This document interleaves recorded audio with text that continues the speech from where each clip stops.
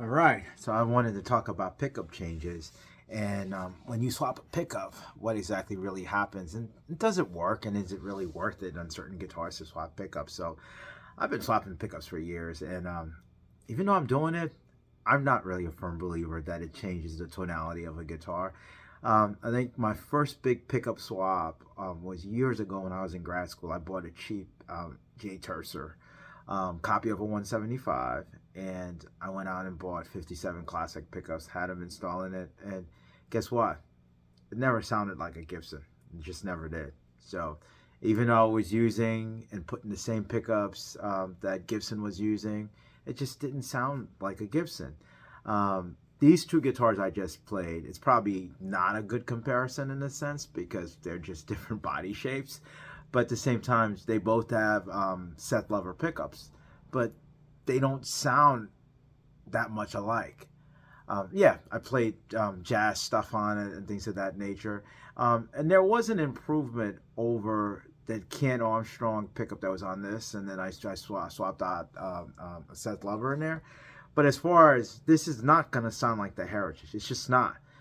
Definitely, like I said, it's not a fair comparison because obviously one is a hollow body with F holes in it, and even though this is the intent of this is to sort of get that hollow body sound, and it's basically not solid inside; it's basically hollow in there with no F holes.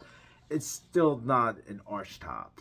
Okay, the mass, the body, the acoustic stuff is just very different. So at the end of the day, it's a long-winded way of me saying that the tonality of a guitar basically kind of remains there.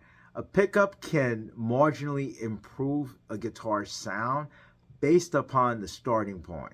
And at some point, you start getting diminishing returns. So, for example, on the Washburn J6 I had, um, putting a 57 Classic in there was a great improvement on that because I've played other ones. But after a while, if I were to go buy, say, a Ron Ellis pickup or a Lindy Fralin pickup, the it would be diminishing returns basically. It's not going to start getting better. So, yeah. So I think I'm not a fan of boutique pickups. Period. If I buy the guitar and it comes with it, then so be it. But I won't go out and buy a Ron Ellis pickup. If Ron Ellis wants to send it to me and I'll have my tech or somebody put it in, go right ahead. I just don't believe in spending 500, 600, or in his case like $800 for pickups. That's just not. It's not. It's I call it dressing up a pig to a certain extent. The tonality of the guitar remains the same, and not only that, I think the determination of the sound is based on the amp. So my guitars sound like the amps that I'm going through. Okay, so I'm going through this Melkman. I've got two amps that I principally use, which is Melkman and the Henriksen Bud. They sound like that, and they sound like me at the end of the day. So yes, you can get some improvement, but just be wary of spending a lot of money on pickup changes. Get a work on your technique, which I need to work on. Get a really good amp and your guitars and a great setup, and your guitars will sound good. But thinking that all of a sudden your guitar is gonna sound so differently if you change a pickup, you could be wasting a lot of money.